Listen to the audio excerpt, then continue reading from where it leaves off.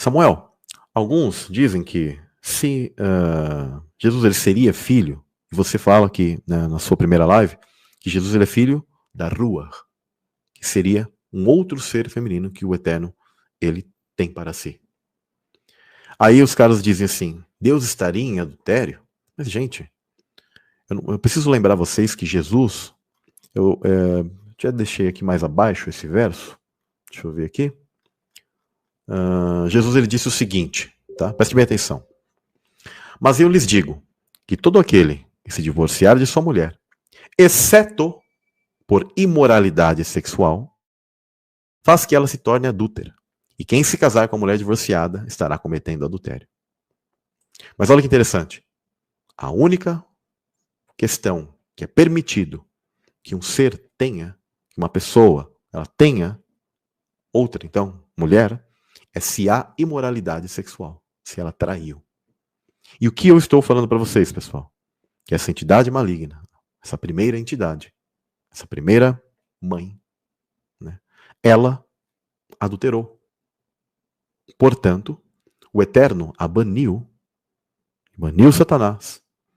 E eu entendo que exatamente como Provérbios 8 diz, porque há muitas coisas que conectam com essa entidade. Quando você lê o texto de Provérbios, vou fazer aqui a leitura de Provérbios 8. No verso 13 aqui, ó. O temor do Senhor é odiar o mal. A soberba e a arrogância, o mau caminho e a boca perversa eu odeio. Meu conselho e a verdadeira sabedoria, eu sou o entendimento, minha é a fortaleza. Aqui há um ser personificado falando no texto de Provérbios. Quando você pega teólogos antigos, quando eles comentavam sobre esse verso, o primeiro entendimento que eles tiveram nesses textos era que estava falando sobre a figura do Espírito Santo. Isso é interessantíssimo. Tá? Aí alguns teólogos também entenderam que se falava sobre a figura de Jesus, porque existe um texto no Novo Testamento em que Jesus ele se denomina como a sabedoria de Deus. Agora é interessante que há textos que Jesus ele também é chamado de pai, né? Porque ele é pai. Sim, ele vai ser pai. E eu entendo que ele é pai de muitos filhos. Que há coisas literais que no mundo celestial ocorrem e ocorrerão, tá? Mas não vou entrar nessa questão. Vou entrar nas simbologias. Quando a gente tem lá o famoso texto, e o seu nome será, né, chamado Maravilhoso, Conselheiro, Deus Forte, Pai da Eternidade, Príncipe da Paz. Pode ver que são vários títulos, e entre esses títulos, alguns são atribuídos ao Espírito Santo, como Maravilhoso e Conselheiro. Não sei se vocês sabem, ou Conselheiro é Consolador também, tá? Príncipe é algo exclusivo de Cristo, tá? Deus Forte, o ser divino, né, poderoso, Pai da eternidade, o quê? Ou seja, ele gerou a questão da eternidade para nós. Ele abriu para que nós fôssemos salvos e tivéssemos a ressurreição. Então, na verdade, esse texto está falando que Jesus ele herda títulos que são da figura paterna e materna, entendendo que o Espírito Santo é essa figura materna. Eu dou mais detalhes aqui no canal, tá, pessoal? Eu sei que tem alguns que talvez podem estar aqui pela primeira vez ouvindo isso, tá? Outros já conhecem isso, não preciso dar todas as passagens, contextos históricos, pais da igreja falando sobre a figura do Espírito Santo, que os nazarenos, que os siríacos, que a igreja copta, que alguns pais da igreja e algumas pessoas elas tinham esse entendimento. Os nazarenos eram os que seguiam Jesus na época ali, tá, pessoal? Os apóstolos, pessoal, eles são chamados de nazarenos. E tem pais da igreja falando, ó, os nazarenos, os siríacos, né? A igreja copta, entre outros, os essênios, eles entendiam que a figura do Espírito Santo era feminina. Por quê? Porque na língua, né, como eu disse, não é questão de gênero gramatical, mas quando se trata de um ser, aí sim eu vou respeitar o gênero gramatical. Né? E aí eu vou respeitar essa pessoa falando, não, eu vou chamar o João, é o João, não é a João. Né? Aí eu tenho que respeitar, porque se trata de uma pessoa. Agora, se o meu computador tem o nome de João, ele não é masculino nem feminino, e eu chamo ele de o computador ou a computador. Né? Inclusive em espanhol, la computadora. Mas assim, a grande questão é que aí eu tenho que respeitar. Então essa figura aqui de Provérbios, muitos dos teólogos, eles entendiam, tá? Que na verdade estava falando sobre a figura personificada do Espírito Santo, da qual eles relacionavam com o próprio termo, que no hebraico é Chokhmah, né? Que é sabedoria. É interessante que, em paralelo a isso, muitos tipos de deusas pagãs da antiguidade, elas tinham um nome de sabedoria, como a famosa deusa Sofia, Sofia em Em grego, né? Sabedoria. Por quê? E por que uma deusa? De onde esse pessoal tirava essas ideias? O que aconteceu? O que aconteceu no mundo antigo que eles foram criando essas ideias? Na verdade, não é que eles criaram. É uma entidade caída que era a sabedoria, que era a rua antiga. Ela também tinha esse título de Asherá e ela caiu. Por isso que há passagens da Bíblia que a chamam de Rainha dos Céus, porque os povos pagãos ainda a veneravam e a colocavam como a Rainha dos Céus. E por isso que na arqueologia se encontra direto, né, Yod-He, Vav-He, do lado dessa Asherá. E às vezes se encontra a figura de Baal ao lado dessa Asherá. Por quê? Se Baal era um tipo de filho, né, ou algo do tipo, sim, por que ele está ali do lado dessa entidade? Né? Porque essa mãe, ela cometeu esse incesto. É um incesto. Samuel, mas isso é muito grave acontecendo. É um golpe de Estado, Deus não fez nada. Pessoal, a questão, só de existir a queda dos anjos, prestem bem atenção nisso, só de existir a queda de Satanás, e Jesus ele testificou, eu via Satanás como um relâmpago cair dos céus. Só de Jesus testificar isso, significa que há um golpe de Estado, há uma rebelião. E Deus fez, ele expulsou todos esses seres. Baniu para sempre. Não há mais perdão. Acabou para eles. Então, só o fato de existir a queda dos anjos não desfaz sobre a questão de o que ocorreu ou não. Se você quer pensar, por exemplo, não ocorreu isso, ok. Mas se nós entendermos toda essa questão, por que essa entidade foi banida, o que ela fez?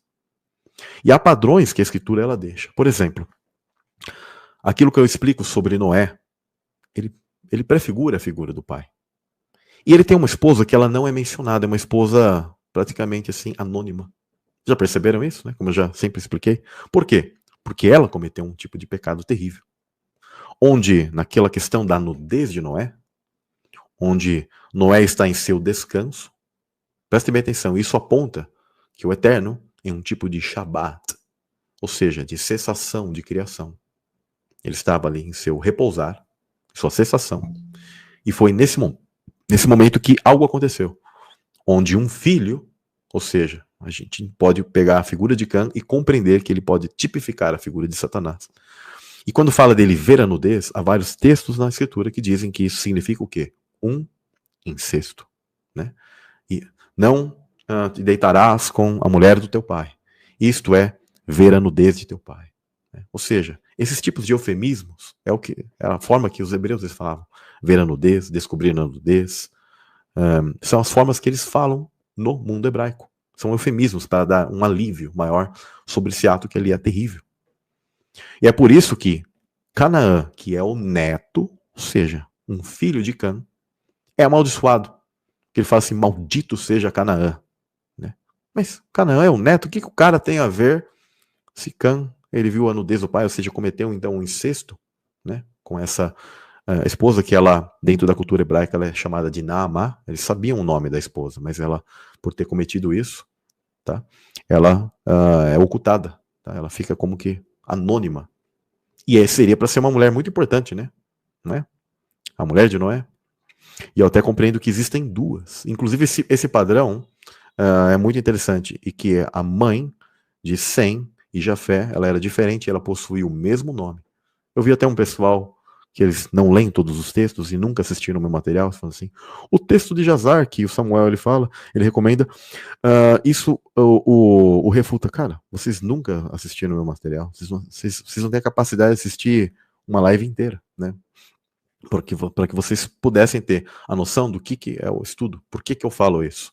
Há outros caras fora aqui do Brasil que também falam a mesma coisa, eles entendem que a primeira Naamá, que inclusive era mais velha que Noé, ela gerou a Jafé e Sem. Inclusive Jafé é o primogênito, tá? Talvez um susto de alguns pensam que é Sem, né? Mas Jafé é o primogênito. E ela adoece ou morre, né? Ela não entra na arca. Mas Deus permite que Noé ele tome uma outra Naamá que está na descendência de Caim. E alguns podem falar assim, mas Samuel, a descendência de Caim ela não é uma descendência maligna? Ocorre que Cainã é um dos que era da descendência de Sete e ele se une à descendência de Caim. quando há essa mistura de linhagens, pode haver a possibilidade de que pessoas boas possam nascer na outra descendência. E eu compreendo que Naamá foi uma dessas. Só que ela, sendo da descendência de Caim, você percebe que ainda assim é uma pessoa que tem como se fosse um tipo de tendência espiritual para o erro. Né? Tanto que esta é o que eu compreendo que é a mãe, junto com e Noé, o casal ali, que geram a Cã. Tá? Mas Cã, você percebe que dele, ele também é voltado, né, sempre para o quê? Meio que para o mal. Né? Ele fez isso e Canaã foi amaldiçoado. Tanto que os cananeus eram Nefilins. E isso eu não preciso fazer esforço para provar. O que acontece quando são chamados assim mesmo, hebreus? Eles estão ali na terra de Canaã. O que tem ali? O que está repleto a terra de Canaã? De gigantes, de Nefilins. Né? Então, na maldição, nesse tipo de amálgama, coisas, né, um incesto, por exemplo, isso pode o quê? Geneticamente e espiritualmente, porque a genética está ligada ao espiritual, ativar filhos malignos. Né? Então, a gente consegue entender que ocorre isso. E isto é uma tipificação que eu compreendo do mundo espiritual, onde mostra que essa entidade ela também fez isso. Um tipo de outra mãe, mas ela, né, fez isso com o próprio filho. Aliás, falando sobre essa questão dessa mãe nas mitologias antigas, existem várias mitologias. Eu creio que o pessoal conhece a de Semiramis. Né? Tem, por exemplo, a de Tiamat, que às vezes o pessoal pensa que Tiamat é um dragão por causa do desenho Caverna do Dragão, né? Mas na verdade ela é uma entidade feminina, tá? Muito grande, onde ela tinha essa forma horrível dela, que era um ser com várias cabeças, no caso 7 cabeças. E olha que interessante, isso está na mitologia dos babilônios, ligado a uma entidade feminina, e isso aqui que eu estou falando para vocês é irrefutável. Antes do Apocalipse ser escrito, estava lá um tipo de figura que era um monstro com 7 cabeças e uma entidade feminina. Olha só. O Apocalipse copiou? Corre. Que muitas vezes coisas que estavam nas culturas antigas são reutilizadas. Por quê? Porque está falando da mesma entidade. E não à toa o livro de Apocalipse ele chama uma entidade feminina que monta sobre esse tipo de besta e é uma mulher e é chamada de Mãe das Abominações. Por quê? Porque sempre foi a mesma entidade, gente. Essa entidade maligna, que Deus nem faz questão de nomeá-la por nome. Mas é só chamada de Mãe das Abominações. Alguns ficaram em choque e tentam denegrir a mensagem do canal, dizendo assim, Samuel diz que houve um bacanal, houve uma orgia nos céus. Essas entidades malignas, elas cometeram vários tipos de pecados. E, ao decorrer de sua história maligna, fizeram várias coisas terríveis. Tanto que é a escritura que diz que essa mãe das abominações, ela tem o quê? Ela fornica, sua fornicação com os reis da terra. Mas como o pessoal geralmente tem um entendimento bem limitado, eles pensam assim, aquilo é uma figura simbólica, deve ser um sistema, a igreja católica que foi... Mas por que a escritura está usando a figura de uma prostituta que comete fornicação com seres? Por que eu não podia usar um outro tipo de simbologia? Por que uma prostituta? Por que uma entidade feminina? Porque já era de contexto e de conhecimento dos hebreus que essa entidade tinha caído. E que ela, junto com Satanás, formam um tipo de casal ultra profano em relação à história humana. E eles são os líderes dessa grande rebelião de seres que se ajuntaram a eles. E eles cometem todos os tipos de pecados. Ou você acha que quem que digamos assim, dá inspiração para que os seres na Terra, os seres humanos e anjos, etc., cometam esse tipo de fornicação, coisas do tipo? Essa entidade. Né? Então, sempre foi isso. Por isso que ela é venerada. Se vocês analisarem na cultura pop hoje, pessoal, é uma entidade o quê? Venerada. Ela está sempre ali. A Columbia, que está com a tochinha para cima, né? No Columbia Pictures, ela é o quê? Essa entidade venerada. Katy Perry, Lady Gaga, Beyoncé, Madonna, nossa. Esse pessoal, eles adoram o quê? Satanás. E vocês já repararam que muitas vezes elas se colocam como um tipo de rainha, etc. E elas adoram um tipo de entidade feminina? Quem que é essa? É Ishtar, Asherá, a rainha dos céus, caída, a mãe das abominações. Então, esses paralelos são importantes que vocês tenham para que vocês comecem a compreender tudo isso. Tá?